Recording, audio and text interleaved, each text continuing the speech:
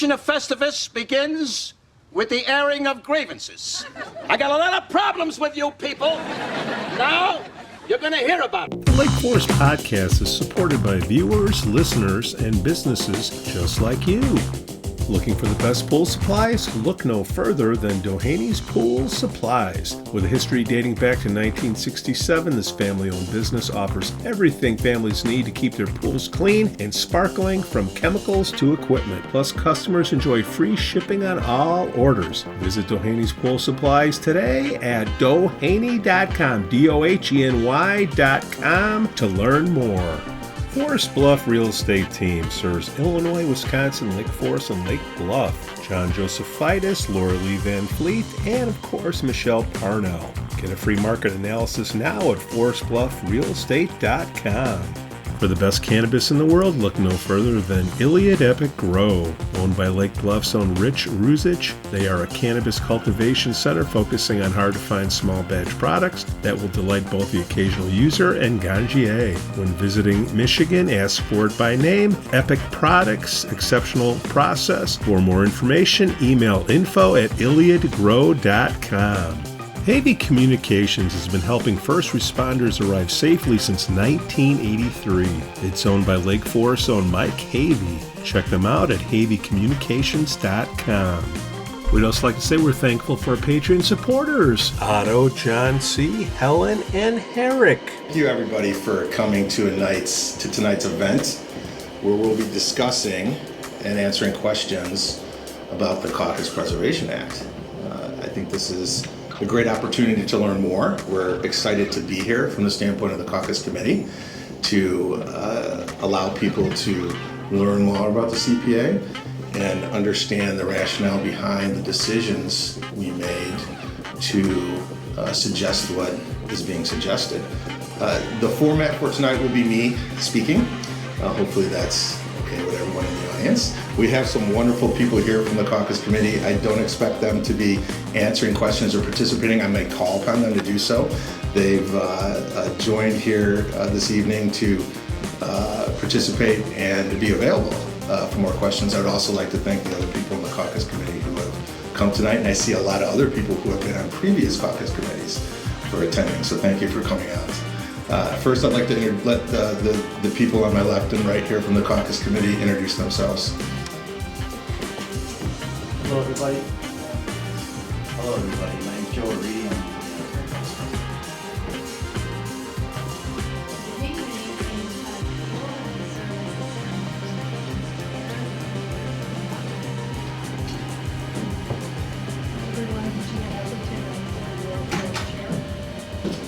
Hello, welcome everybody. I'm Dale Tauke, resident of Ward 2 and secretary on the executive.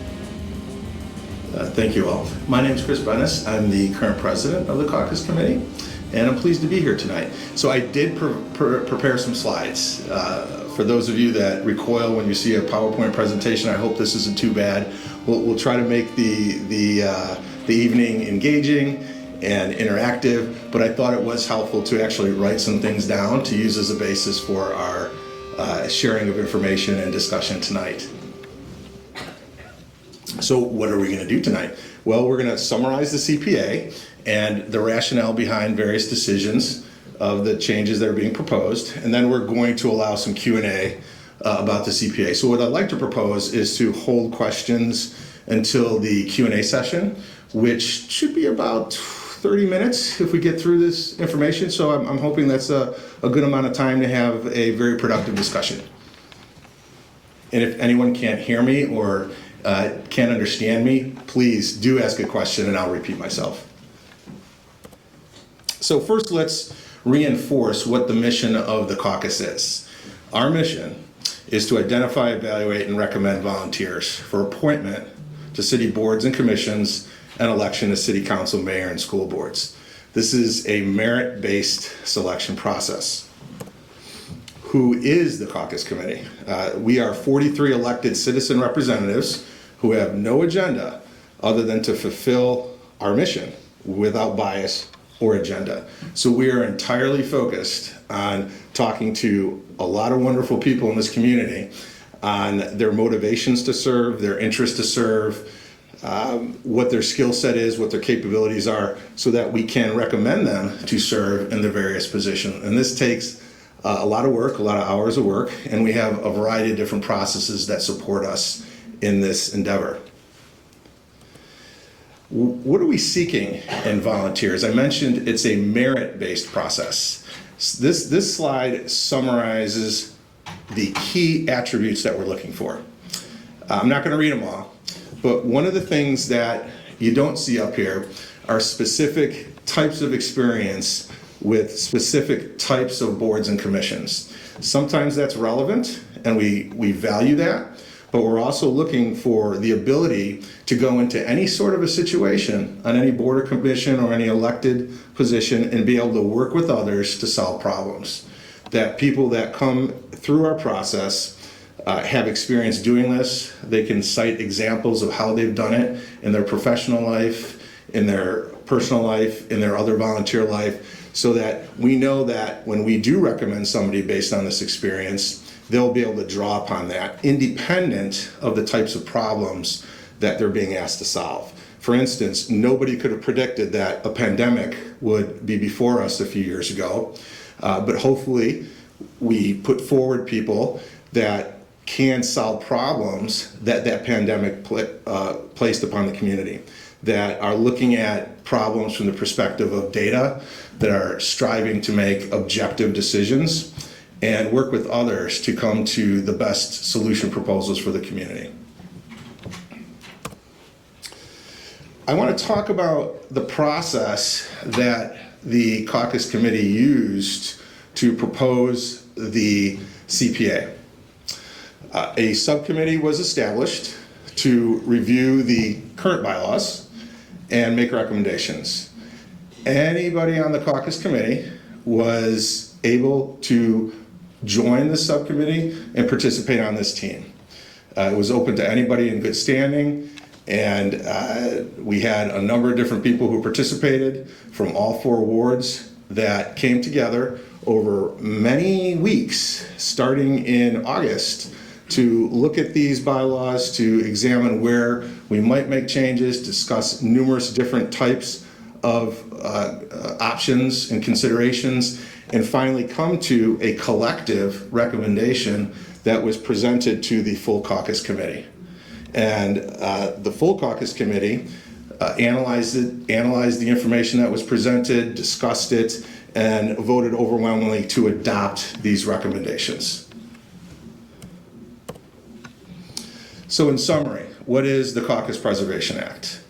The purpose and objective of this amendment to the caucus bylaws is to ensure that the caucus mission is preserved, that we continue to have an objective and transparent process that has made Lake Forest municipal government free from agenda-based politics for 90 years. This is the summary of why we're doing it. This is why we're making certain changes, and we'll talk through those individually. I want to summarize each one of these changes at a higher level. There's 5 of them. The first one is to remove 2 uses of regularly related to meetings. The second is to ensure that time served as a ward chair won't count against an officer term limit. The third is to eliminate at the annual meeting the ratifying elected position vote. The fourth is to eliminate at the spring meeting the caucus officer ratifying vote. And then the fifth is to allow the spring meeting to be held in April.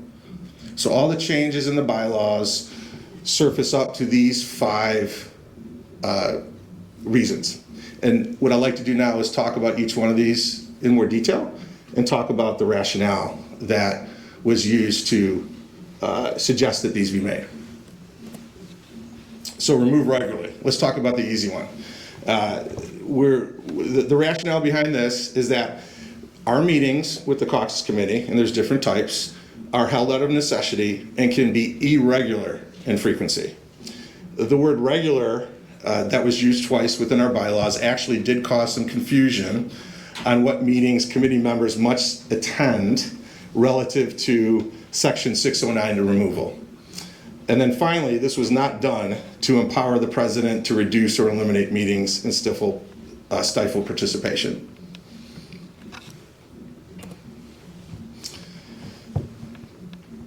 The reason that we're addressing the ward time served is that we want to permit a capable ward chair to serve Lake Forest as caucus president. Ward chair after 1 year of service would have to be appointed vice president to then serve as president.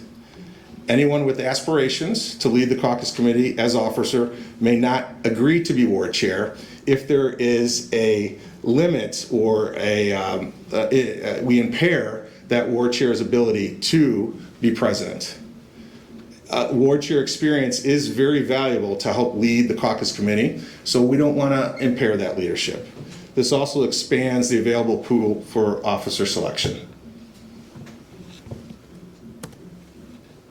Eliminating the elected position, ratifying vote. We want to present the disruption of the caucus process and invalidate quality volunteers chosen for merit. That's what we want to prevent. Residents can still vote for or against caucus candidates in any general election. Any resident can run against a caucus candidate in any general election. Any resident can join the caucus committee. The community does not vote for candidates at the annual meeting and never has. It's historically been far less than 1% of registered voters in Lake Forest. We feel it's not a constructive process to allow a superminority to eliminate hundreds of hours of community work. There's a risk that small agenda-driven non-community representative group may invalidate this work to the detriment of the entire community. Invalidating this work does risk reducing interest to serve on the caucus committee. So this is the rationale that we feel is the reason for taking this action, number 3. Eliminating the caucus committee officer ratifying vote. The caucus committee members who are serving with each other, the 40 or so members, know best among them who has the skills, the experience, the dedication, and time to serve as officers. They see this on a weekly basis. They know who are inspiring them, motivating them, who are putting in the time and capabilities. These officers come from a very small pool of 8 to 10 people per year due to turnover, capability, interest, and time commitment. There's 7 officers and there's 4 ward chairs that make up the executive committee. So this is a very small pool to begin with to select from. A 1-year officer term mitigates the risk that any sustained long-term agenda may be embraced by the officers of the caucus committee.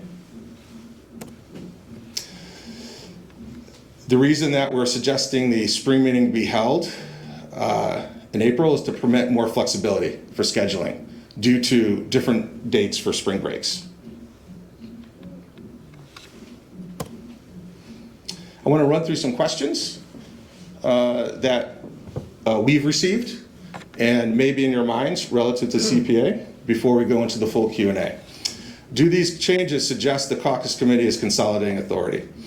I want to stress that each one of these changes is independent of each other, and they're not intended to collectively advance some sort of agenda to consolidate authority or permit the current officers from continuing their service and create some sort of agenda within the caucus committee. Doesn't this allow officers to stack the committee with leaders with similar agendas? As I mentioned, the committee and the officers change each year, with about 1/3 of the committee replaced. So that's anywhere around 12 to 15 people. Officers change each year at the same rate. Does this allow ward chairs to serve in leadership positions for an inordinate amount of time? No, we don't feel that way. Someone could serve as a ward chair for 3 years and then as any of the specific 7 officer positions on the caucus committee, same as anyone else. This does allow a strong leader, someone who has proven themselves, put in the work, created a good team within the ward, learned the processes, demonstrated efficiency as a ward chair to serve as president. Historically, ward chairs only serve 1 year. Very, very rarely do they serve more than 1 year. Does removing regular imply caucus leadership is reducing the number of meetings to consolidate authority and limit participation? No. This is nothing more than a change to acknowledge that caucus meetings are held as needed and often on an irregular schedule. They're held as necessary to fulfill the mission of the caucus committee. In fact, that's one of the things we really have to balance is the number of meetings. People have their personal lives, their lives, and we try to do the best possible to respect that, but also serve the mission of the caucus committee. Are these changes designed to prevent a contested election? No. The committee has no desire to prevent any group from contesting caucus candidates in a general election. Does this mean the caucus committee does not want resident input? Absolutely not. We want resident input. We want residents to serve on the caucus committee and provide continuous feedback. I participated in the League of Women Voters Forum a couple weeks ago, and there was a question about what's the biggest risk to the caucuses in the area. And I feel one of the biggest risks to our caucus is people not wanting to participate in municipal government, to not want to get involved on the caucus committee, to not want to get involved on boards and commissions, or even come through the process to be considered for elected positions. That's the biggest risk that I feel that we have within our community to continue to sustain the excellence that we see in Lake Forest municipal government that is truly representative of the residents in Lake Forest, because it consists of all the residents in Lake Forest. I think we're doing a pretty good job here, time-wise. We've gone much faster than I thought through the slides. So that means we have a good amount of time for questions. So what I'd like to propose, if you do have a question, is state your name. It's always great to meet new people and learn who you are in the community when you ask a question. And why don't we start that process now? First, let me take a drink and then we can start. Yes, please. My name is Happy Dat. I'm from Ward 3. Excuse me. I'm from Ward 3. I served in the caucus from 2013 to 2019. So I am a little familiar with bylaws. One of the things I do remember during my term on the caucus is that the committee has no more, their vote is equal to the vote of every citizen. And that we are all technically caucus members, so all the citizens in Lake Forest registered voters, and should have the ability to participate fully. Given that background, so I pulled out the bylaws from the preservation from your site. I pulled out the changes from your site, a little difficult to get to, and I put them side by side to see the changes, and I think the people here would appreciate doing that.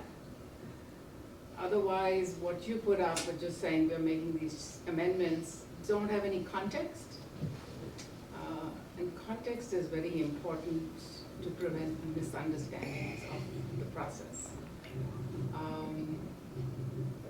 Caucus does a lot of work. I remember it's a never-ending process. But having served in the caucus, I realized that once you're off the caucus, you tend to go for the caucus candidates, but it doesn't necessarily mean you always agree with everyone. Because I do recall a couple times during my term when candidates were put forward, we had a closed vote, we had ties, we had vote like just one person speaking fast.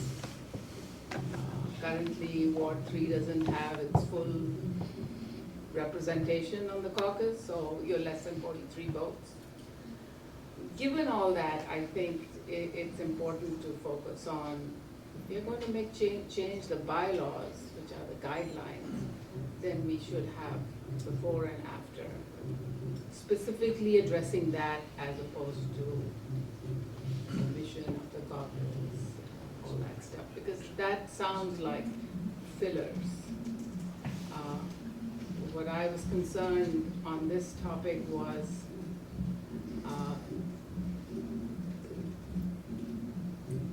the misunderstanding that we have given up our right to the caucus when we elect them to speak on our behalf, and citizens don't do that.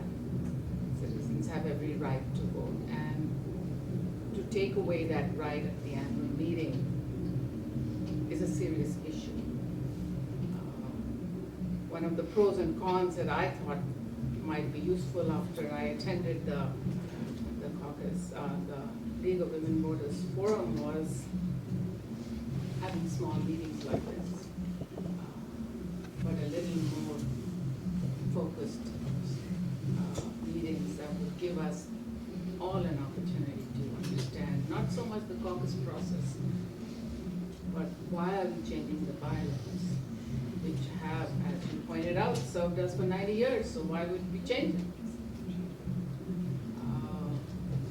This rationale that you do a lot of work is not the rationale to change it. Okay, is there a particular, do you want to dive into a particular area and we can clarify that? The rationale isn't just that we do a lot of work. We can go through the rationale again if you feel that's helpful, but there's a number of reasons why we're doing it. And what I'd like to propose here is that we could put the bylaws up here on the screen and go through the changes, but I think what I'd like to focus on is taking specific questions for the audience. And we do have these bylaws available on our website, both the bylaws marked with changes and the bylaws, the original bylaws. So they are there, and if they're difficult to find, please let me know. We thought we did a good job of it by putting big giant white boxes on our webpage, and there's links to them in our emails. So if there is some challenges to finding them, we could certainly look at doing a better job of making them available. Yes. Jeffrey Luce, member of the caucus. I want to ask a question about bylaw changes 3 and 4 that want to speak to removing a ratifying vote by caucus members, which is all the voters of Lake Forest. My question is, why is that considered the Caucus Preservation Act? Why would having the voters weigh in on the caucus slate jeopardize the caucus? Jeffrey is Jeffrey. Thank you for asking that. So why would this jeopardize the caucus? I think there's a number. Why not doing it? I think there's a number of different reasons. I think first and foremost is that the mission of the caucus as a whole is to find the best qualified volunteers per the merits that I showed before. And the individuals that serve on the caucus that have been elected as representatives to do the work are the ones committed to doing it through established processes. We have processes that have worked, and they're done for a reason to ensure that the individuals that we find don't have agendas, that don't bring agendas into municipal government, that are focused on one singular issue, for instance, that once they get into a position and they've either advanced that issue or not, they lose interest and back out, and then go back to whatever they're doing, satisfied one way or the other that they made an attempt to forward their issue, or it didn't work out and then they're no longer interested. So I think that's one primary reason, is because we have no degree of certainty that other initiatives to find similar type volunteers haven't gone through such a process to ensure that that doesn't happen. And if this process was disrupted and we weren't able to continue doing it, that increases the risk that agendas could get instituted into municipal government. Follow up? But Sure. But they're not going to get injected because you're going to vet them, so you're not going to put forth candidates that have those agendas. And so what it makes me, I don't want to say us, but what it makes me feel is that these things are all done behind closed doors, and we are not able to have any checks and balances on that closed door agreement. And what I'm alluding to is that those that if there are a vote against these individuals, there's no guarantee on what those individuals voting against have aligned on to try to advance because they don't like a caucus. That's a closed door. You have no idea why. We are not, our door is open. Those merits are what we're looking for. And that's what we're seeking. But those that are coming to say no, these individuals aren't qualified, no idea what's motivating them. None. Other than what their specific personal agendas are at the time, whereas ours are very open. And we list what we look for in candidates very specifically and communicate that to the community. It's on our website. There was a question here. And it's Jim? Yeah, Jim, I'm Dick. I served on the caucus. I was Ward 3 chair and also vice president a long time ago. Been a 40-year resident. But I think there's a perception that you are locking things down. And the other side is that you're not omniscient. I mean, you know, maybe you've gone through all the steps and all the procedures and you miss something.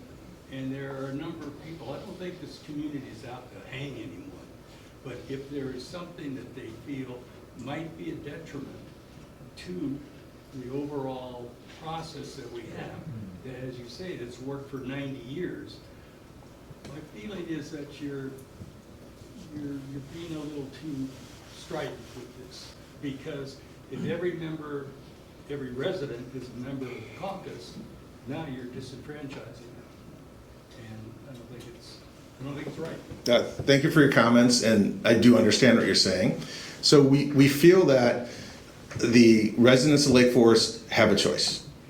They can vote whomever they choose in the general elections. They can vote for or against. They could even run as candidates in the general election. So ultimately, that is the choice. We also encourage people to get involved, to come and join the caucus committee, to express interest, be part of the process that has been created to vet in detail these volunteers and candidates that we feel have the best qualities to represent the city.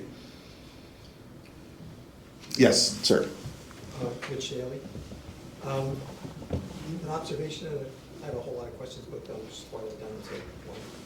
You used the word disrupted a number of times, and democracy is messy, it can be ugly at times. And I think it's probably, I'm not a member of the caucus, I've never been a member of the caucus.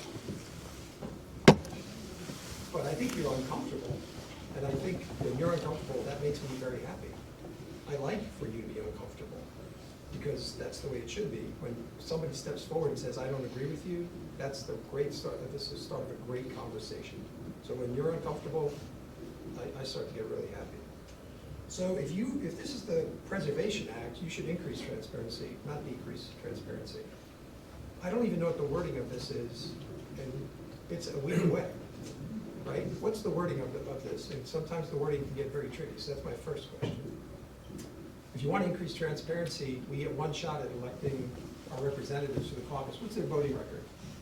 When key issues come up with the caucus, how do they vote? That's my second question. We never get another shot to see if they should be reelected. So what's going on there? And then what's the checks and balance if this thing passes? To the point that was made, you're omniscient. Good for you. Now I'm getting uncomfortable, and I don't like that. So, sure. Why don't we take each one of these in turn? Joe, which one of the three questions did you want to answer? There's a common theme with all these questions. It's about the checks and balances. And really, this is about a representative government, right? This is what you're electing 43 people to do the work on your behalf. Yes, you are. That's what the caucus has always been Not in the over bylaws. the last 90 years. It's not. The checks and balances that exist right, are, nothing in the bylaws prevents a contested election. So ultimately, if the caucus were to get it wrong with the candidate, the community can back a candidate to contest the caucus. But backing up even before that process, there's nothing in the bylaws that's either, that's in there now that, or what we're proposing, that doesn't give us the ability and the authority to change our vote from the time the annual, or we introduce a candidate at the annual election to when we have to file the paperwork. So in the case where we've missed something, we're able as a body of 43 to go back and say, go back to the drawing board and pick another candidate. With all due respect, this is an irrelevant option. The group voted, the town voted, and you ignored it. So why don't you just keep ignoring it? Could I, we didn't ignore it. We did. We did. We did. You shouted it down. We did it. Town gave you legal advice. Please share Could- that. Who's the lawyer that gave you legal advice to do the bylaw? I think everyone in this room would like to know who the So legal counsel was that told you that this bylaw was non-binding. that's been- We have a lot of questions that are coming in here. And that. John, I'm just following up. I'm here, I'd but like to know that. can we just take all these questions in turn? So this gentleman also had a question about how people voted. Can you, what were you referencing that? Are you referencing candidates that have served Lake Forest, like city councilmen, and how they voted? What are you referencing? You said before that we have a chance of electing representatives to the caucus, but we don't know how they vote in the caucus. You talked about transparency. Okay, so how do we know how they vote on certain issues in the caucus? They represent us. What's the check and balance if we're unhappy with their vote? We don't vote on issues. We vote on candidates. We vote on commissioners, people, committee Voted on members. this? We don't, Voted on this? we vote on. No. No, this is being not proposed. issues. This This is is being administrative, proposed. this is how we operate. This you're gives voting on us this. guidance on how to operate. You're changing. You voted to change this. Just, so, excuse me, let's try to keep this in sequence so we can answer We each voted one. as a committee to change the bylaws, and per the bylaws, there's a 30-day notice of the community. It requires, to actually change and affect the bylaws, it requires a 2/3 majority vote at the annual meeting. So we, as a caucus body, overwhelmingly voted to propose these changes to strengthen the caucus, to preserve the caucus, and to do the work that we were elected to do as caucus members. It gives meaning to the caucus. To the fact that we've put in 6 months of work to vet 20 candidates for mayor last year, and that 300 people could show up and undo that work, that is not democracy. That is not. No, democracy was to put your own candidate up in the community, show up to the ballot box. Hey Joe, let's just sequence this in. So I want to make a comment. There's a lot of good questions. We'll get to it. We'll get to all the questions. So there was a question here about you want to see who your representatives vote, who voted for what. So there's a couple reasons why we don't disclose in our group who voted for what purposes or reasons. One is primarily the majority of the decisions we're making are comparing and contrasting the qualities of different individuals, your neighbors in this community. And we don't think it's in the best interest to disclose how I might have voted for my neighbor or Regina might have voted for her neighbor and why we did that. Because that is personal information. Would volunteers, would people in our community be willing to come forward and put themselves under the gun to be interviewed and asked all these questions if they knew that the information that we talk about and how we judge them is released to the community? I think that would not encourage people to volunteer, knowing that that type of information is released. So that's the primary reason that we do not disclose how we vote as a committee within our meetings. I'm going to use the word issues. If I didn't, I apologize. I'm not talking about people. I'm not talking about, when you're selecting people, I'm talking about issues like this. So we can say that this was overwhelming. I'm not going to give the exact number, but it was overwhelming. The committee as a whole voted and overwhelmingly approved that we go forward to recommend these bylaws changes to the community. I just stand by my words. Your actions don't match your words. What actions don't match the words? Transparency, you say transparent, you're not transparent. We're not transparent about how we specifically vote for things because I don't think it's in the best interest of the people that come through this process for us to be disclosing specifically if they were voted against 21 to 20. Okay. Or We're not going to agree. I'm just explaining that the action's not meeting the words. I'm just explaining that our actions do meet our words because we're consistently following those words. Those are our actions. Thank you. Okay. John, would you like to go with your question? How many questions do you have? Can we do one here? I just want to ask it this way. Sure. Because the bylaws were adopted in 1955, for those who didn't know that. 20 years before that, the caucus did work, literally worked in the basement of a bunch of men smoking cigars. It literally was that.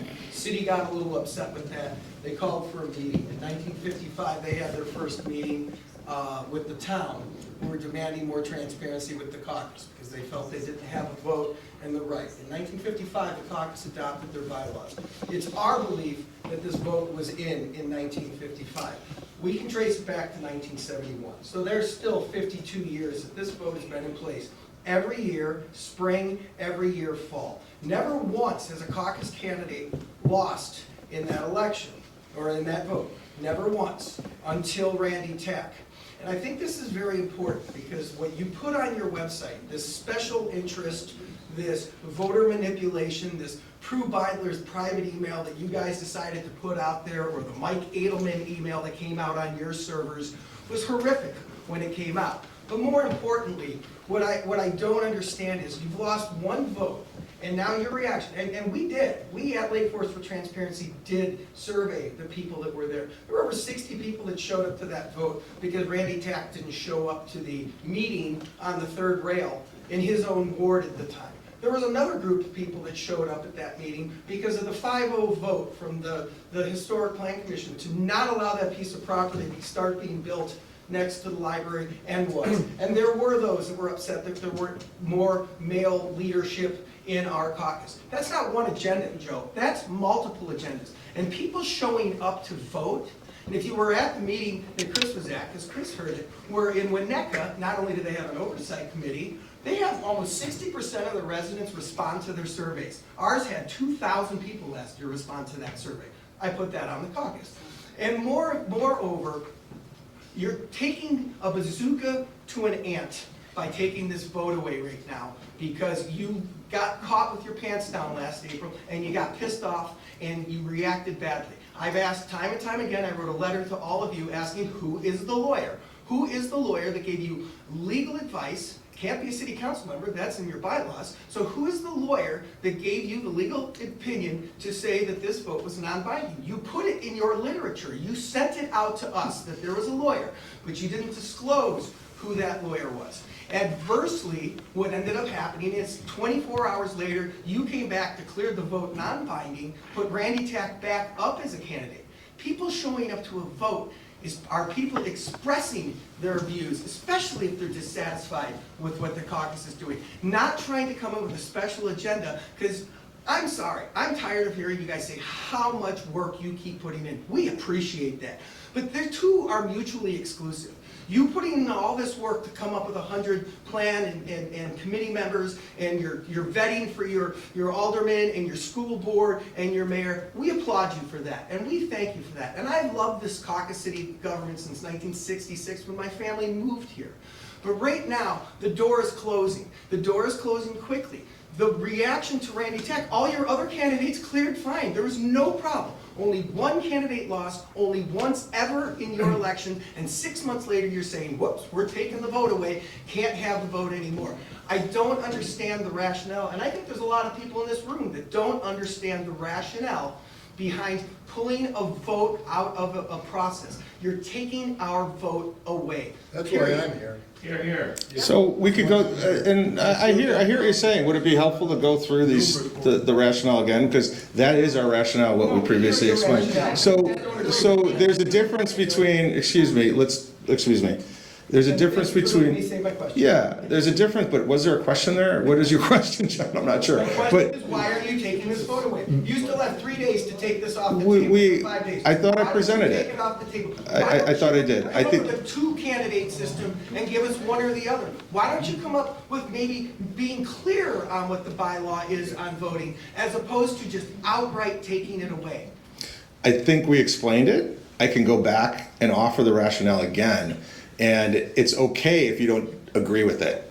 But I do feel we've explained it. If we haven't explained it, I can go back again and go into more detail. You understand we are going back to that dusky, smoky basement. So you vote Thursday. Show up Thursday and vote. So we feel that We you, will, we will. Okay. you Like you do, did for Prue's election, right? Yeah, Mr. Transparency. hold on, everybody, come on. Let's. Guys, please. We're here to ask questions about this. Everybody, yeah, everybody's got opinions, right? About whether they like it or not. What we're here to do is explain why we're doing it and the rationale behind it so that you can understand it. And if we'd like to debate these things, I'm more than happy to do it after the meeting in a hallway. Yes. Yes, you have. Thank you so much. Yes, I'm Lori Tinty, I live in Ward 1. I am wondering, A, during the spring meeting, there was not an option to vote no on the ballot. Okay, so will there be an option to vote no on this ballot? And B, how transparent are you going to be about the counting? Because frankly, I have zero trust in the caucus now, whereas I've lived here for 25 years. I used to trust the caucus implicitly. I campaigned for caucus candidates, I did it all. And I have zero trust in this group that's going to actually count the votes in a true and honest and open forum. So your first question is what is the ballot going to look like? Is it going to be a yes on and a no? the annual meeting? It will be a yes or no for the CPA Act. It will also be yes or no for each one of the candidates that we're putting forward. What candidate? We have candidates for city council that are going to be put forward at the annual meeting. So how transparent are you going to be about the counting? Because frankly, no one trusts you. Thank you for expressing that opinion. We have actually multiple people that do the counting on the caucus committee, which is validated by the secretary. And in the past, we have had somebody who has been there to confirm it. We may have that again. I would suggest that. Thank you. Thank If you. you think that anybody should want to trust you again, I would suggest. Yes, we've had that in the past. We've had an independent person there in the past. It's not who votes that counts, it's who counts the votes. Thank you for saying that. We understand that, and we take our jobs very seriously. And I don't think it should be implied that we're purposefully miscounting votes. I didn't say that. But that's what's being implied, and I don't think that should be implied because we have never done that, It's transparent. and we're committed to doing the correct arithmetic. So I think I answered the question about how we're going to proceed around the annual meeting. Mr. Adams. I'm Mike Adams. I served on the caucus 2017 to 2021. I do trust you guys, the caucus. I trust each and every one of you. I know what it's like to serve on the caucus. It's not easy.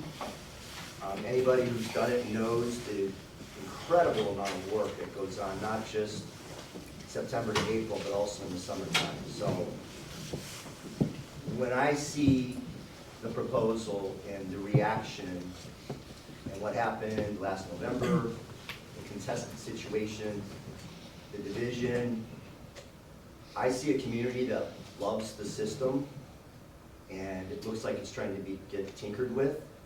And I think you guys have an opportunity to let this thing go this time, take it off the ballot next Tuesday.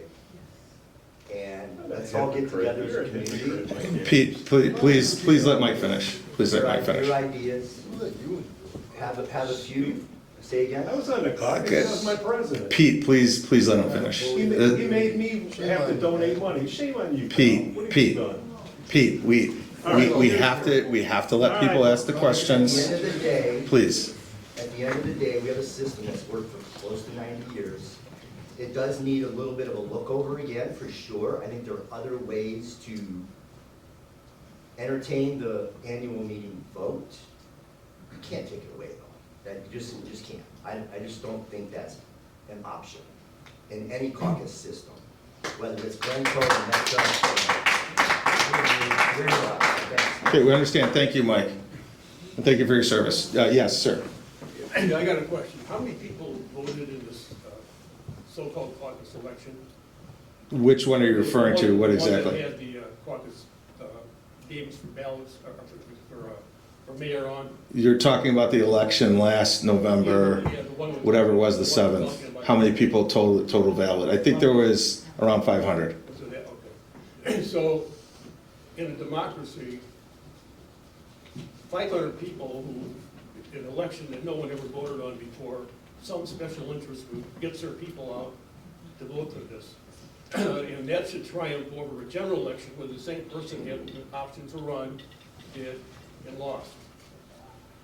So what we're saying is that, some people here are saying is that this election of 500 people turned out because they were recruited by a certain person to come and vote in an election where in the past no one paid any attention to. People are saying that this should triumph over a general election where anybody who wants to run against a caucus candidate has the ability to run and did. To me, democracy is the general election. I mean, what am I missing here? So I'm not going to pretend to understand what people are saying. They have their own opinions. Thank you for stating yours. One of our rationales is that we indeed are elected to represent the community and put forward the candidates that we feel are best able to represent the community. The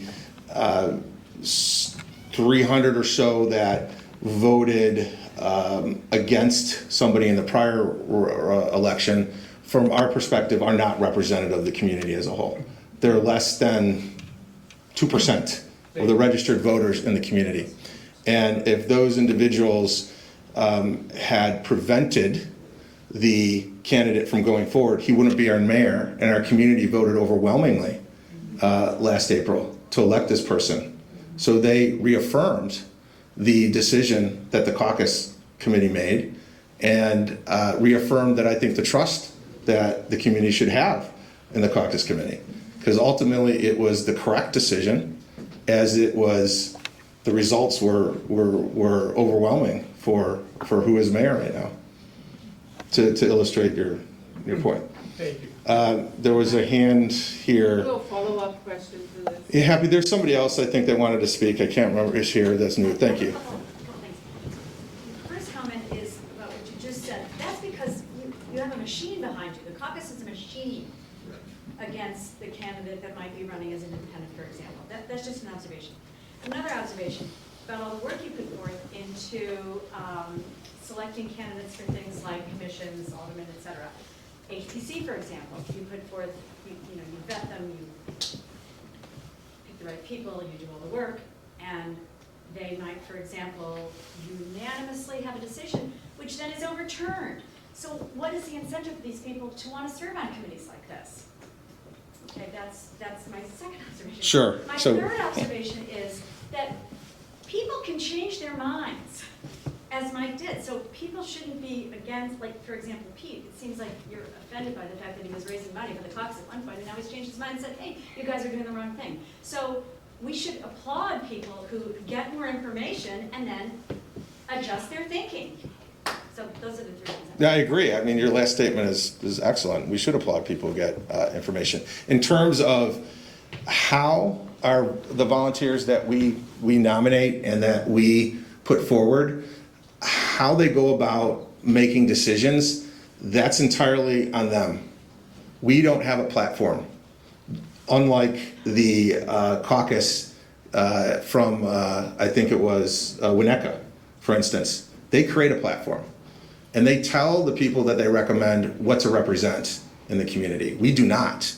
We are looking for the merits that I described before, and they will work together in the moment to make the decisions that they make. So the city council also has a role in this municipal government. And the city council can do what they do. And the caucus doesn't control that. We don't write the rules of the city to insist that the city council follows the recommendation of a board or a commission. That's entirely in their right to do whatever they're gonna do. So I'm not sure how the caucus would even be involved in something like that. That's beyond our scope. Ted, did you have a question? A clarification. WNECA, what they do is they send out questionnaires and use data to accumulate what the community's looking for. And that's when they build their platform for their agenda. It's based on what the community wants. And they use electronic data. They're way advanced more than us. You know, they're getting the community to give them their information of what they want their candidates to be. And vote on that platform. Okay. Yeah, but that's not the role of I'm telling you that there's a caucus. clarification between what they're doing and what we're doing. And it's an important clarification. That's very important. Sure, we could too. If we decided that we wanted to be a institution that created a platform, we would have to go out and get data. And maybe we would do it the same way as WNECA through surveys or whatever, but that's not the role of this caucus. We are not in that business. We're not in the business of creating agendas. We're in the business of putting forward the best candidates to go and serve the community. Don. Not that anybody cares anymore, but Don Adams, Ward 2. The first thing is, quick question, is I just want to clarify for anybody that doesn't know, but every year you put how many new caucus committee members are there? Typically a third. 12, right? Approximately. Probably 12 to 15 if somebody jumps off. Yes. So I think for a comfort of the community, that vote for caucus committee members should be as important as all the other elections, right? To get the right caucus committee members to serve you, which is where we are. And if you can't tell, I was a former caucus committee member. The second thing is, how many candidates for those important votes, mayor, alderman, school board members, that they go through the ringer too, and they go through a lot of interviews with the caucus committee to go through the process to go with us to get on the caucus candidate.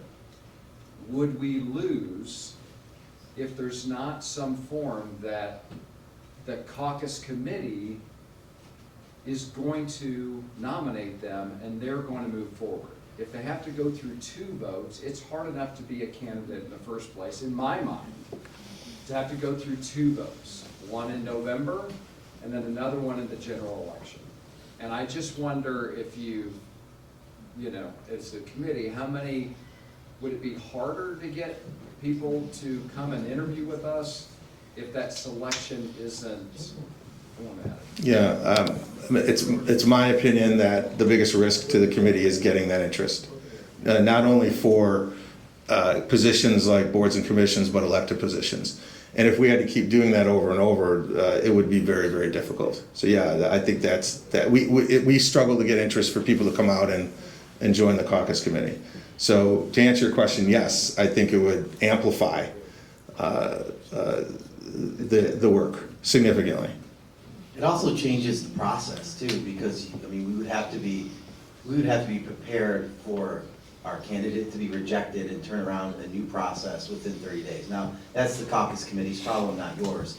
So, but if you have to change that process to earlier in the year, you know, that's asking a lot of our community, the volunteers coming forward for those candidate positions, as well as the caucus committee, right? I think we do, and WNECA has a great thing going. I mean, also we do with what we have. We as a community meeting, it's our caucus, right? The caucus committee just represent you. We can only do with what we have, right? So we operate on a very minimal budget, right? And so it would require caucus members throughout the community to donate more to improve processes. So if we did surveys, if we wanted to collect data, you know, we would have to ramp this up, right? I mean, we're working with what we got right now. And I think, you know, to the question or the comment about being your comment about the machine. I think that's a harsh word, but I know what you meant, and I agree. I think, but that's what we want here in Lake Forest, right? We want a non-partisan, non-agenda representation in our town, and avoid the two-party system political, because we don't talk about regional, state, national agenda issues. We talk about Lake Forest. We maintain what's beautiful in Lake Forest. And you know what's the most beautiful in Lake Forest? It's not that what we see. It's not the architecture, not the open lands. It's what we don't see. It's the people, it's the volunteers, it's our city staff, right? And that we all can agree. And I really appreciate everyone's passion in this room for doing it. I share it too. And this is what makes Lake Forest and the caucus system great. And I think there's always opportunities for improvement, but we are making those improvements as a community as a whole. And so when we have 13, 12 to 15 members every year, it does keep it fresh, right? And in terms of the bylaws picking the executive committee, it's not that the 43 or certain members of the community want certain people in executive committee.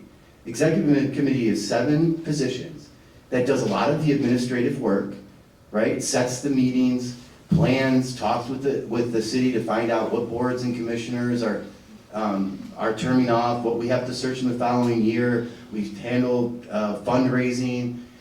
We deal with many constituents in the community on their comments, and someone needs to do that role, right? And the 40, let's call it the 36, the 9 in each 4 wards, they elect the 7 to do that.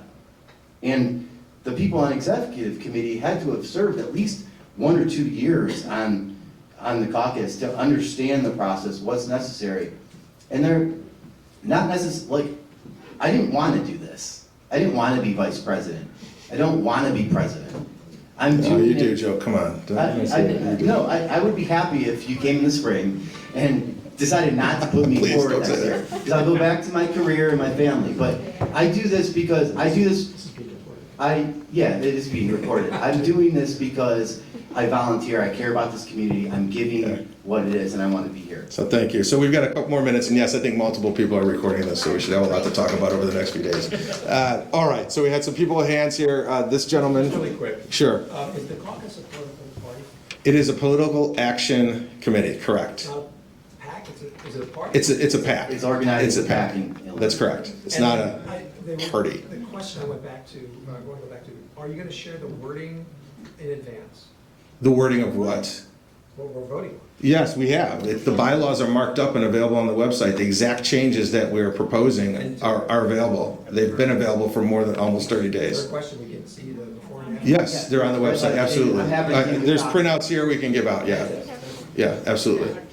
Okay, I think this young lady had her hand up here on the end. Joanne Desmond, you had mentioned that we are represented by our ward committeemen, and I would just like to better understand the process about how they're selected, because we get a postcard with only one fewer names than the numbers of people that will serve.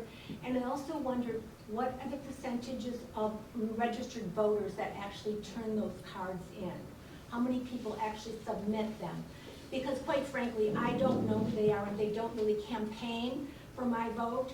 So I'm not sure how that, and if they are actually my representative, if I elect somebody to the State House or wherever, I expect to know them and to be able to reach them and to be able to contact them.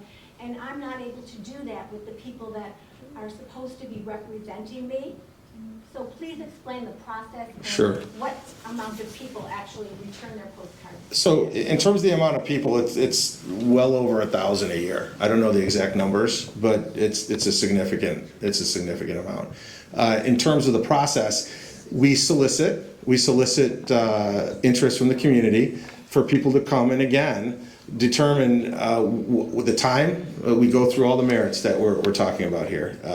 What are their capabilities? The wards then identify within the caucus committee as a whole who they interview those individuals, and they identify those that they recommend that would come to serve, that would be good to serve. And they always try to recommend more than we have positions available to provide choices out there. So it's a similar process to identifying people for commissions and boards. And you had another question, it eluded me. What was it? How to contact them and how to contact the people that are People that are supposed to. with questions. Sure. I don't know who they are, I don't know them, and they haven't campaigned for my vote. Yeah, so what we generally do is try to provide as detailed as appropriate bio of who these people are and what they've accomplished to give an understanding in the community of who they are. In terms of contact, we don't provide that contact information. So that isn't part of the process right now. And there's no. But they're on the website. How do I? You could reach the current caucus committee representatives through the website. You can email your ward chair and reach the ward chair individually on the website. Oh, only the ward chair. Only the ward chair right now. There's emails for the ward for. All caucus, all of our photos and bios are on the website. Yeah, they're all there, every single one. But I think we're talking about two different things. We're talking about the election and how do you contact the people in the spring. I want to talk to my, all of the people that are Sure. on my board that are supposed to represent me that I don't know. I don't have an email address or a phone number. Okay.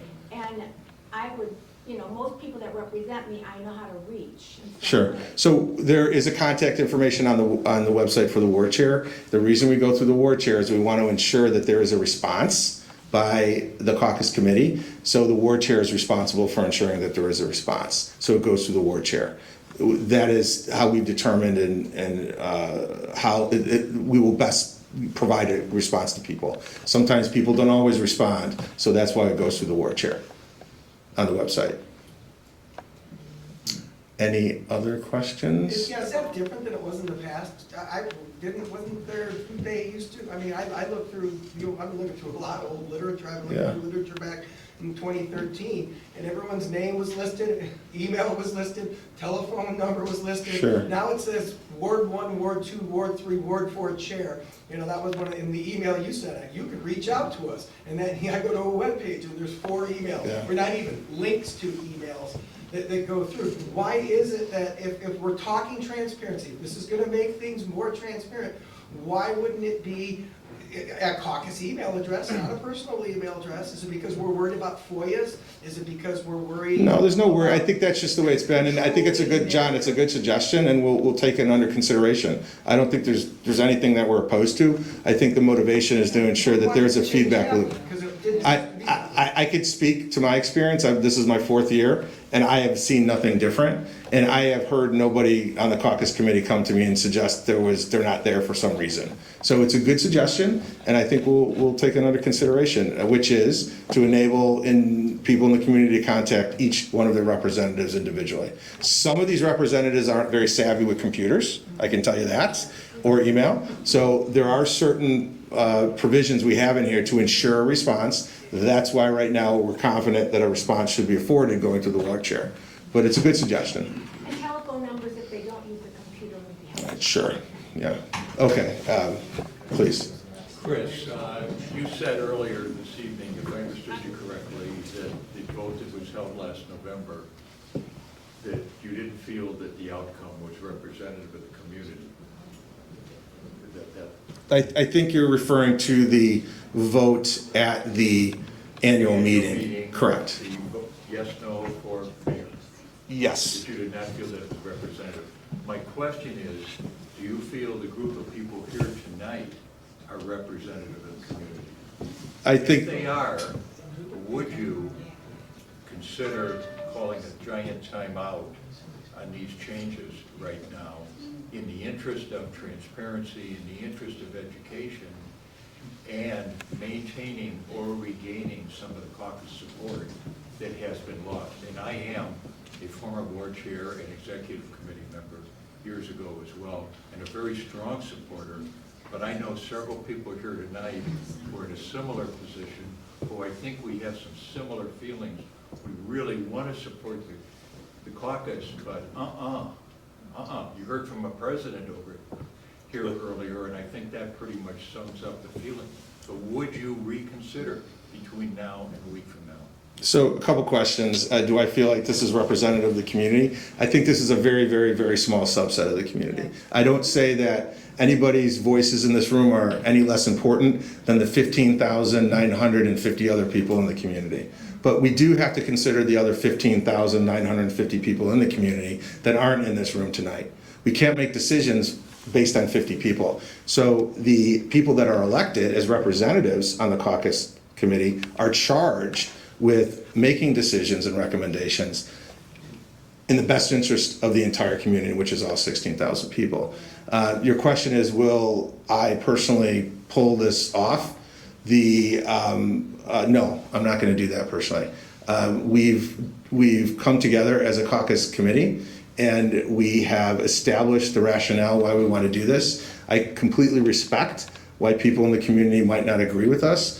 My objective tonight was to provide the rationale for it and answer questions, but we feel this is in the best interest of the community for the caucus and going into the future. Yes. Marvelous. Was notification of this meeting on the caucus web tonight on the caucus website? I don't believe it was. Okay, so Yes. transparency. Yeah, and that's my mistake. We just didn't think about it. We sent out an email, and we should have put it on the website. Part of the problem here was getting availability to do this, and that was one of the challenges. So yes, that's my fault. This doesn't mean that there will not be 50 people at the annual meeting. And if everyone has any questions, they could certainly send us. And we've been sending out lots of communications to our, hold on, Nico, hold on. We've been sending out lots of emails to ask people if they have questions, to impart their feelings. It just doesn't have to be at a meeting. You can contact us. Yes, there's all kinds of more additional email addresses we could put on our website, but there are ways to get a hold of us. So Nico, please. So if I can just add a point of information, the meeting time and location was announced on Facebook and Instagram, which are push channels. The website is not a push channel, and we do split up the work according to whoever has different technical abilities. So we put it out through 3 different things, which is our email, our Instagram, and our Facebook. Our website generally has all our major announcements, but it didn't have this one. Yeah. Okay. Joanne. So my question is, since you seem to be concerned about the number of people that show up, I wonder, is there a baseline number that show up at the annual meeting that overrule your recommendation here that you would consider valid? Call it 5%. You know, we've talked a lot about different approaches to this, and we feel that this is the best approach. That we did discuss putting on a specific number. We did talk about it. People that show up, you will consider a valid representation, no matter how few or how many they are relative to the vote. Yeah, I understand your question. I understand. So we did discuss that, and we felt that this was the approach that we wanted to take. This gentleman here. I have an answer. How about 60%? That was one of the people. That was one of the numbers that people took. Sure, exactly. So, and we're past time here. We're almost 10 after 8. I'd like to afford 1 or 2 more questions and close the meeting up at 10 minutes after. Yes. My name is Rami Lopez. I live in the first ward. And I guess I'm having a Can you stand up? Hold on, everybody. We've got a question here. Can't hear. Yeah. I'll try to speak louder because I wanted to read from my question. We've got 15,874 registered voters. 15,874 registered voters as of the last election. We've got a question. Okay, so please. Thank you, everybody. First, I'm just having a disconnect here.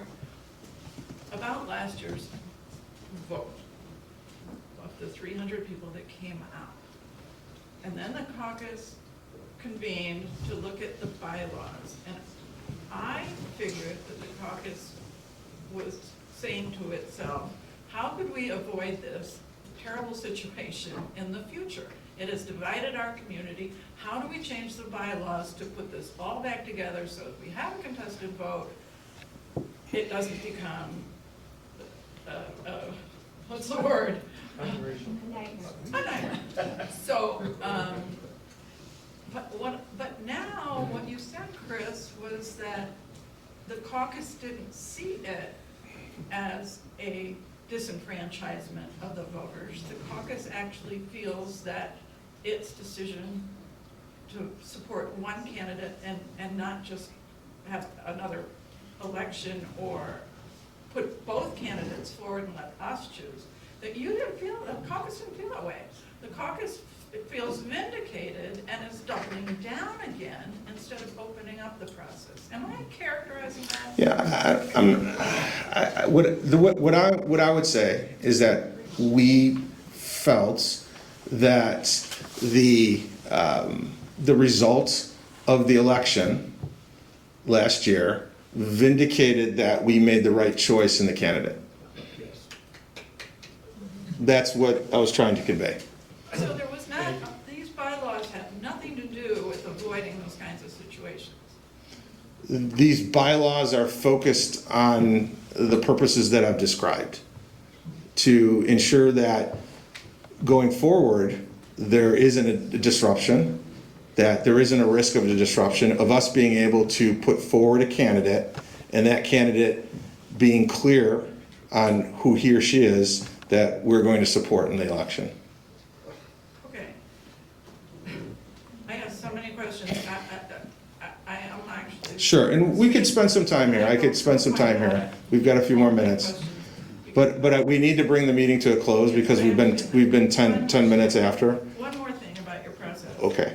I was told, I came to the caucus open call a couple weeks ago, and I think I heard correctly, that a procedure has changed, that now you have an aldermanic subcommittee of the caucus committee, and that subcommittee, I don't know how, I'm asking how many people are on it and where are they from? Is it equal by ward or something? And so that subcommittee now finds and vets aldermanic candidates, and one or two of those candidates now goes to the ward committee. Is that? Sure, so I think I understand what you're saying, Romy, and let me try to... Is that right? let me try to phrase it and let me know if I get this wrong. Okay, so what Romy is referring to is this year, as a caucus committee, we decided to have a group. Anybody on the caucus committee could be part of this group. We'll call it the subcommittee, but subcommittee sounds really superficial. We'll just call it a group. A group of the caucus committee could join together and work together to find the best qualified city council candidates.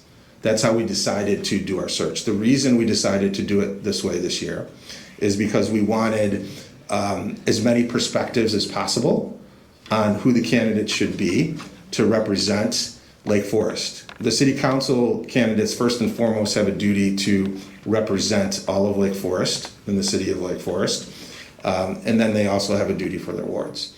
So that's the process we used. We had a group of people that worked together to find, across anybody who wanted to, any of the wards, to find the city council candidates.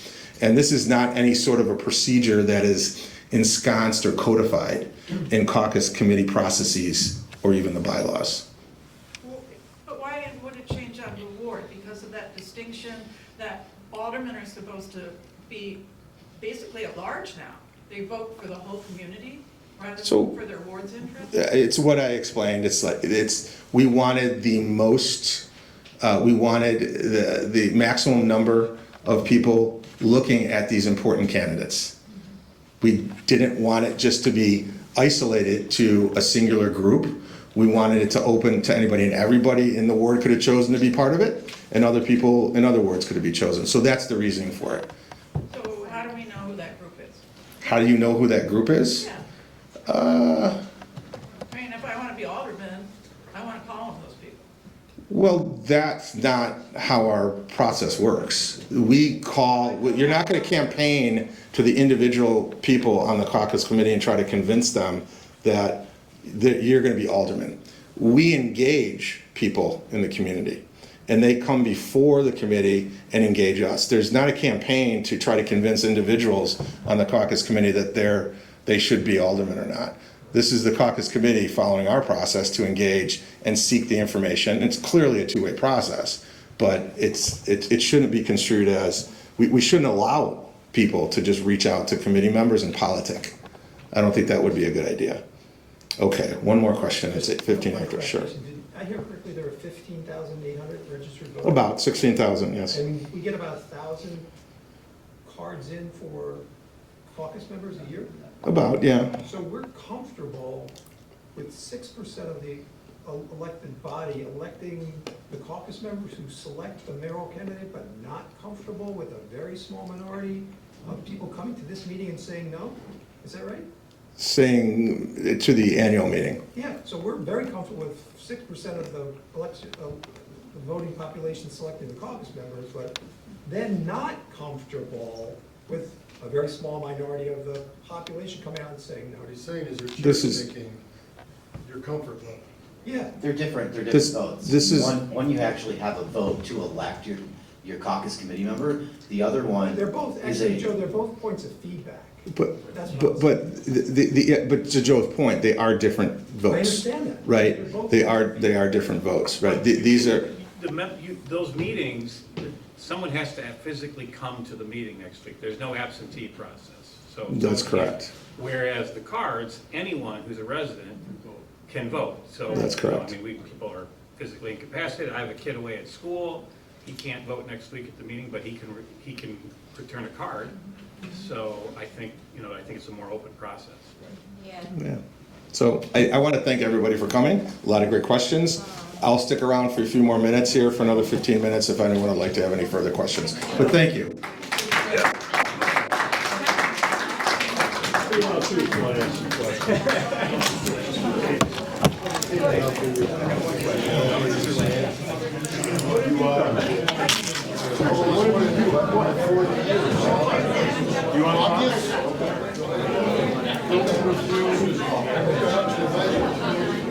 Hello.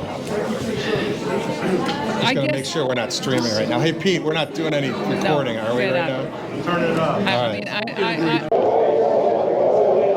Well, that was a fun shit show. Oh, why? Well, democracy is messy, that's for sure. You see why no one wants to serve on these boards and commissions. You get the same people every meeting. I had flashbacks to board meetings 20, 25 years ago. That's why I stopped serving.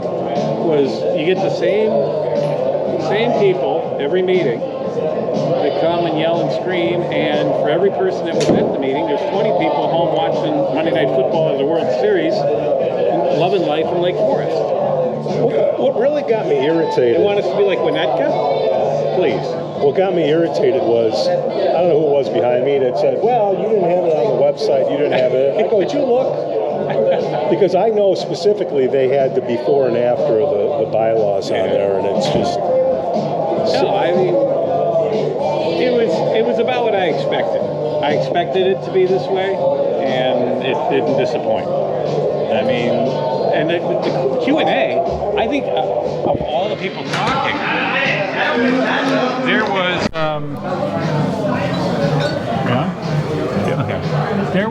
there was, well, here. It was not a true Q&A, because everybody had a loaded statement, and maybe they had a question like, and so will you stop killing the babies? I mean, it was like, I mean, there was this... Joe, it was... Very few legitimate points made. I mean, legitimate points, but there were very few legitimate questions actually asked in the Q&A. There were statements. Yeah, it was all statements. Was everybody getting up and giving a statement? Was it all liberal statements?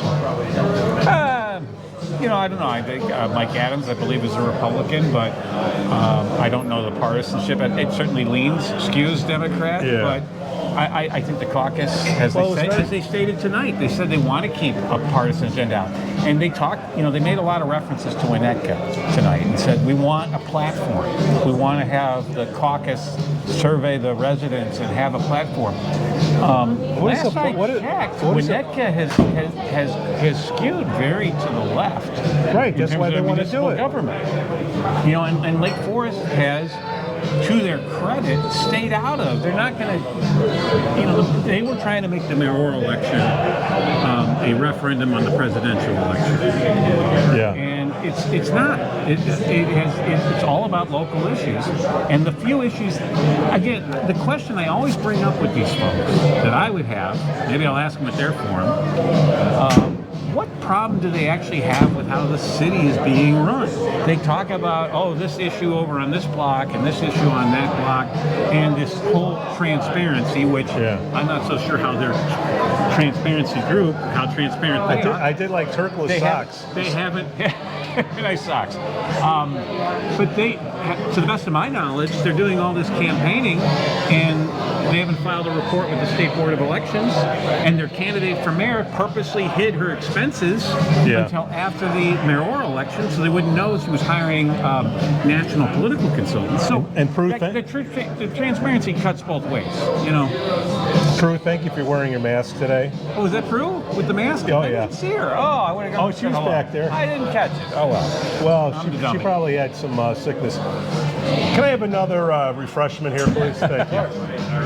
Yeah, no, I didn't catch that she was there. So, but you know, that room, it does something to me. I get in there and get a fireside chat going. I think the meeting ran a little long, and I kind of lost my patience. You know. Yeah, you did. I'm not a little worried there that I was going to have to physically hold you back a couple times. No, there was no. I wouldn't think much. That wasn't going to happen. Mark but is worse than your bite.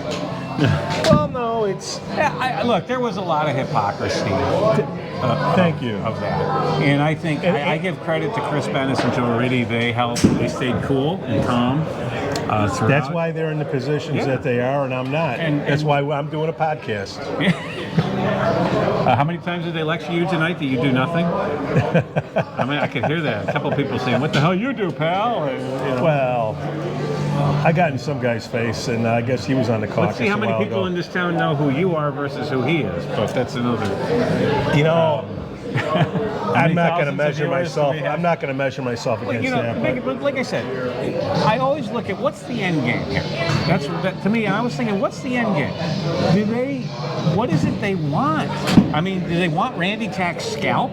I mean, it seems like they're just still angry that Randy Tack is the mayor, yet they can't give a reason why Randy Tack shouldn't be the mayor. He's doing a good job. They're upset that he didn't go to a train meeting like 7 years ago or 10 years ago. I mean, that train issue, Mayor Pandolino was on our show and said it's pure demagoguery, what they did on that issue. So, again, if there was a burning issue, if there was something really bad going on in our city, the quality of life was going way down citywide, I would be sympathetic to it, but they've yet to give a reason other than they're upset that their person didn't get selected. Yeah, the wine club people. The Velvers? There's nothing. Not there's anything wrong with wine, but I drink beer. But you know, Turkle is back there. I never knew what he looked like till tonight. So now you know. Yeah, now I know. Great socks, dude. Hey, maybe you can pick some out for me. Transparent, very transparent. They weren't transparent. No, Thank goodness. You don't know his clothes weren't not. That's fine. I don't have an issue with the man's clothes. So this vote. We'll go on your show still, John. Come on. We'll come on. No, absolutely not. I don't want nothing to do. You come on. We'll still do the joint. Anybody that wears socks like that, I just can't. We'll still do the joint. Well, they don't have video on their podcast, right? Oh, he was videoing on his iPhone. Well, maybe they'll finally have video because all their guests are audio only. Well, you know they take clips out. Yeah, well, if they know how to do it. They pre-wrote the questions to Prue. She thanked them for giving the questions in advance. We don't do that. Well, let's see. But yeah, I just, the meeting itself. Look, there's going to be a vote next week. What is the threshold they need to get to? It's like 2/3. 2/3. Now I'm going to tell you, that's a tall order when you think about it. Especially if you have this angry mob that I don't think represents the community as a whole. Like I said in the meeting towards the end, my son is a resident. He's a voter. He can't physically vote at this meeting because he's away at college. What? It's not gonna fly. What I didn't hear anybody ask was, last thing I was going to do, I was going to ask questions because I was making my own statements, but nobody asked, well, what happens if this gets voted down? Well, you keep going with this, and then the Prue and Sue show continues. It gets extended for another season on your favorite TV network. How much is Prue going to spend on the election? Well, look, will it be Melanie? They're trying to get the band back. Maybe it is Melanie. I don't know, but they're trying to get the band back together. You know, again, the whole thing that upset a lot of people in the election was that they brought Susan Garrett, a former Democrat state senator, partisan state senator. Forget that she's a Democrat, could have been a Republican, but they're bringing in this very partisan person and saying, "Oh, we're nonpartisan." Well, you know, they haven't learned what it was that alienated them from the majority of the community. All right, they don't want Susan Garrett or any partisan political figure being a heavyweight and stepping in to these local nonpartisan elections. All right, and they didn't want, and in the case of Prue, she continues to give money to Eric Reinhardt, and that was a big issue too, by Kim Fox for criminal justice. But you know, there is no burning reason to make this change other than we're upset that our people didn't get a shot. They bring up these little peripheral issues here and there. They bring up the false premise that Prue wasn't selected because she was a woman, which is BS. Again, it was for every person that was there tonight. There was 100 people sitting at home, you know, watching the World Series or Monday Night Football, like we're doing here now at Duffers, and loving life in Lake Forest. You know, the squeaky. It's the classic case. There's the silent majority. Now, the big issue is, will the silent majority, enough of them, show up to Gorton Center next week when it counts? Well, it's roughly 60-40 Randy winning, right? Yeah. I mean, it's 1 for 1, right? This is the tie-breaking. Well, no, it was Randy won with 60, but there was it wasn't just Prue running. I mean, it was a smidgen of the other guy. But Hammond. Yeah. But I'm just saying, for the meeting, you know, so a year ago they quote unquote won the Pack the Place contest, but then the following spring, when they had the meeting to confirm the officers, they didn't win, and the vote, if I recall, mirrored what the election results were of Randy versus Prue. So, you know, I guess this is the tie-breaking vote. So will people, you know, hey, you're all watching at home. If you feel like we do, that things are great in Lake Forest, we don't need this change, get over to Gorton Center was it Monday night? We'll put the times up on the screen because I don't know it offhand. I don't want to say the wrong We'll time. put it right here. If you can see us or hear us, it's on in the Caucus. Unlike what they're saying, it is on the Caucus website. But you know, and get there, because if you don't, they will get there. Trust me. There's going to be a bunch of wine and cheese eaters. Are they going to bus people in? I hear they're going to hold a little. Ravinia. They're going to do a thing at Lake Forest Place, a little forum. Are they going to bus people in? Is it going to be like election day with voting at the nursing homes? And you know. But the people in that room, you had an ex-caucus president who was my president my first year, and wet noodle leadership, and would shame people to donate money to pitch in for contested elections for the school board. And you're not supposed to do that. And now he's coming. He had his time at bat to do something, and he didn't. Yeah, I mean, I'm going to plead that I didn't live here yet, so I don't know all that. But yeah, you're right. I mean, there's certainly, and I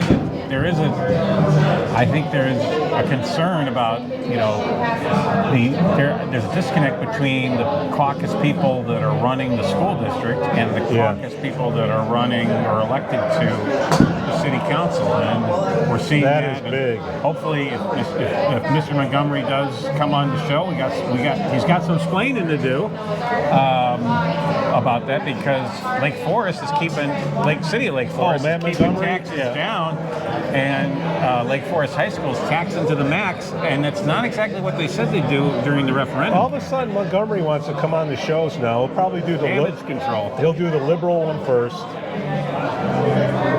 And then come on the mainstream one? Yeah, he can. We're the mainstream one. Whatever. I have. No one's going to accuse Rick Lesser and me of being far right. I have an open mind, Joe. You witnessed that tonight in the meeting. Yeah, you got a little vocal there. I kind of just sat back and I had bad flashbacks though to school board meetings back in the day during a teacher's strike when people would be packed in the room, upset that we weren't settling the contract yet. And I'm like, we're not settling it because we're not at a point we feel comfortable financially for the parents. But I've learned, this is why people don't want to be on boards and get involved, because they'd have to sit through this, and it's the same. Look, this is not North Korea. People have a right to say what they want to say, but I think at times there's this drone of the same little club. We call it the wine club. Yeah. Maybe they had some Pinot. Wine and cheese eaters. Pinot. And colorful socks. Before the meeting, they offered some Pinot in the parking lot. They all came from... Yeah. They took the yacht in. They're at which club? No. But, Valencia or, sure. But, on Valencia, that's a big joke. Yeah. That's where the caucus started. Was it? I thought it was the basement of First Pres. The money guys were all in Valencia.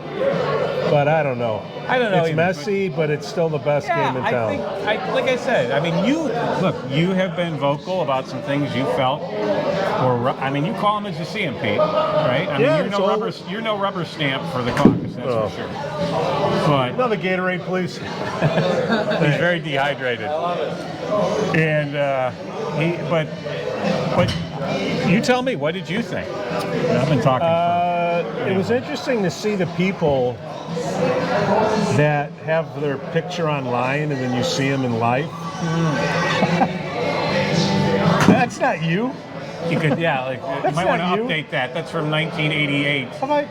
Oh my God. Or did you Photoshop that? I don't know. But whatever. I know what you're saying there. I guess this is what a democracy is like, and we'll find out, right? Well, I give credit to Chris Bennis and Joe Oriti and Sakia. Forgive me, Sakia. I don't know. Sequoia. I'm sorry. Sequoia. No, I called her Saquon. She was. But they stood in the line of fire. They took the bullets, and I think they kept their composure. They were very respectful to anybody. They even when they disagreed, I think it was done in a respectful way. And we'll find out next week, I guess. I don't know. But y'all ought to come to Gorton Center because. If you don't vote, you're voting with the majority. Yeah, the silent majority needs to not be so silent. Maybe we need to have a post. Do we need to have a post party at Duffers? Well, are you gonna go encourage people to come? I don't know. It's a 4.5-hour window.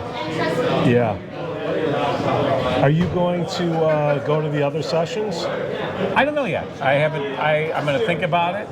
Maybe I'll go Wednesday night. What would be different? What would be different from? I like to hear. I'd like to hear what they. I still want to know what is the burning issue that compels you to want to change this, because at the end of the day, how many times did John Turkle say Randy Tack's name when he spoke? Multiple times. He clearly does not like Randy Tack. Okay, fair. Look, when you're elected, I'm sure that people don't like us. Whatever. No. But look, any elected, even if you go to the Lake Forest bookstore, you don't like me. Okay. Every elected official has their detractors, right? That's part of the business. So I'm sure Randy has his detractors, as every other person does. But it just seems like they're all upset about Randy, but they can't give a reason other than they don't like Randy. And But is there something he's doing wrong as mayor that you would feel that you would do differently? And again, this whole transparency ruse, it cuts both ways. They're not very transparent. Where's their statement? They're public. They have a direct mail. They have a direct email thing blast going out. They have a website. Those things are not free. All right. Where's your statement of with the Illinois State Board of Elections? Because you're flirting with campaign finance law violations, and their candidate purposely waited until after Election Day to file her all of her expenses. Now, was it legal? Yes, but was it transparent? Hell no. Those guys. I mean, and I read let me go see if I can find that study. But I read somewhere, you know what the most transparent state in the country is in terms of state and local government? California. Can anyone in this planet possibly tell me California is the best run state in the country? No. So, I mean, yes, we shouldn't have like Mike Madigan style government where there's, everybody's putting their buddies on the payroll and you don't know about it and stuff like that. That's wrong. So yes, but the city puts everything on the website. I mean, the finances, Elizabeth Olive does all that stuff. Yeah. I mean, everything's there. Every single check they write, whatever. So it's there, but it's just this whole like, they're really grasping for straws, and I don't know. Is it an attention thing? Like, well, love to ask them. I don't think they're going to come on after tonight. Whenever the door had been open, I think it's been, Let's slam the door in your face. Put some nails on there. I've always willing to, look, I Joe, you're running for office. No, I'm not. You I'm go not. over there, you do whatever. No. I served my 12-year sentence. Term. Yeah. Then they're done that. Well, hopefully you go see what goes on at these other things, but I got a feeling if I wasn't in that room, some other things might have been said. I don't know. You keep them honest, Pete. That's what I'm here for, Joe. That's what I'm here for. So, Chris and Joe, here's to you, boys. This one's for you, or Michelob Ultra. Sequoia, Akia, Saquon, great job. We love you. We love you. Anika, you're great. We love you, Anika. We do. And then, the caucus, you got some stuff to do. It's been well documented, and still the best game in town. Yeah. Hopefully you heard and saw some of this. This is directly after the what do they call that again? Informational meeting? Informational. I don't know. Informational meeting, yeah. All right. Over and out. Over and out. Go Scouts. Go Scouts, that's right. All right. You can't go Wednesday night, huh? Or you just don't want to go? I won't even be here. Where are you off to now? Minnesota. Oh, really? The only state Ronald Reagan lost. That's what I think of Minnesota. If you want to. Sorry. The Lake Forest Podcast is supported by viewers, listeners, and businesses just like you. Looking for the best pool supplies? Look no further than Dohany's Pool Supplies. With a history dating back to 1967, this family-owned business offers everything families need to keep their pools clean and sparkling, from chemicals to equipment. Plus, customers enjoy free shipping on all orders. Visit Dohany's Pool Supplies today at doheny.com, DOHENY.com, to learn more. Forest Bluff Real Estate Team serves Illinois, Wisconsin, Lake Forest, and Lake Bluff. John Josephitis, Laura Lee Van Fleet, and of course Michelle Parnell. Get a free market analysis now at forestbluffrealestate.com. For the best cannabis in the world, look no further than Iliad Epic Grow. Owned by Lake Bluff's own Rich Ruzich, they are a cannabis cultivation center focusing on hard-to-find small batch products that will delight both the occasional user and ganjier. When visiting Michigan, ask for it by name. Epic Products, exceptional process. For more information, email info@iliadgrow.com. Havey Communications has been helping first responders arrive safely since 1983. It's owned by Lake Forest's own Mike Havey. Check them out at haveycommunications.com. We'd also like to say we're thankful for our Patreon supporters, Otto, John C., Helen, and Herrick.